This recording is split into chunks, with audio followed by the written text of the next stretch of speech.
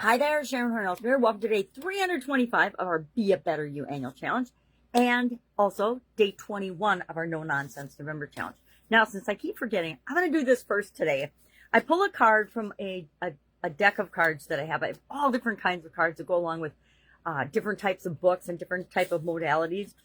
And for this month's challenge, I said I'm going to pull a card from the Getting Into the Vortex deck by Esther and Jerry Hicks and the Teachings of Abraham. And today's says, I need a magnifying glass. I always need a magnifying glass. Billions of us are living in perfect adversity. Billions of us are coexisting on the planet and creating what we want in our lives in pretty much perfect harmony, right? Let's not call it perfect harmony. There's a lot of crazy stuff that happens in the world. Let's say perfect diversity, meaning is the balance of what is supposed to be in the world right now, whether we agree with it or not, right? For some reason, everything that happens for a reason. And so for some reason, the world needs all the turmoil and drama that we've been going through lately. And I mean, not this year, but previously. And then our saying today, and I'm going to share this one because it keeps popping up. On your daily journey, listen to those inner signals that help you make the right choice, no matter what anybody else thinks. Remember, we're the only one living our life. Nobody's living our life for us. Nobody is, making decisions and choices unless you've let them, of course, and given away your personal power. So I'll just stick with that one today. There's another one on the other side. I guess I'll share it. Attracting prosperity is just like attracting anything else in your life. It involves not being attached to it and not giving it power over your life in any way whatsoever. So that is just another reminder that we need to pay attention to what we're thinking about and what our thoughts are. And if you don't know, look at your results, and then go backwards and look at, okay, well, what thoughts and beliefs have led me to get this particular result in this area or aspect of my life. So I actually shared them today. Today we are talking about, and our topic is recommitting to our goal. Now, I'm assuming you set a goal or an intention at the beginning of this challenge, and I don't know that I specifically told you to do that, so you might not have. But during the ideas process, for sure, we were looking at something. So you can continue that work. But the tool I want to share today to help you with that, the fact that at day 21, I even have to say, hey, we need to recommit to our goal, is because I know that happens to me. I'm in a 21-day challenge with some amazing human beings and amazing people. It's a manifesting challenge. And it's interesting how almost every day after the first few days, somebody has experienced a struggle or pushback, because that's our subconscious mind trying to keep us safe and says, oh no, you can't do these exercises. You can't try this. You can't think about this because it will cause you to want to change and take action and do different things. And we need to keep you here in this little bubble of safety where we know nothing bad is going to happen to you, or whatever.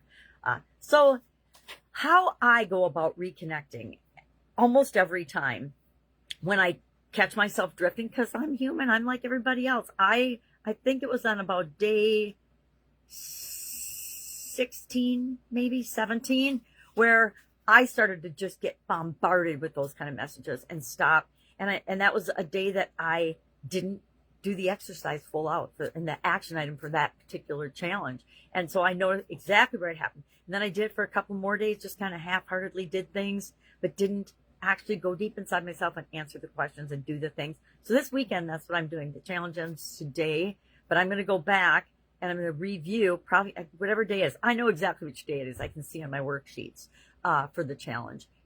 And I'm going to go back to there, start right there where I left off.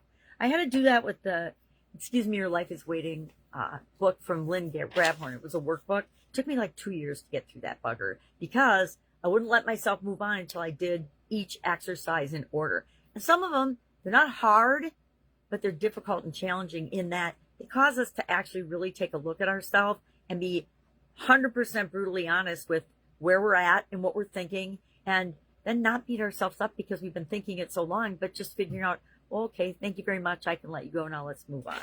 So the tool I use to get me back on track and reconnect and focus, I either take some kind of action toward the goal, or, which I do a little bit every day, or I go back to the 7Y exercise. This is an exercise I credit Dean Graciosi with teaching me.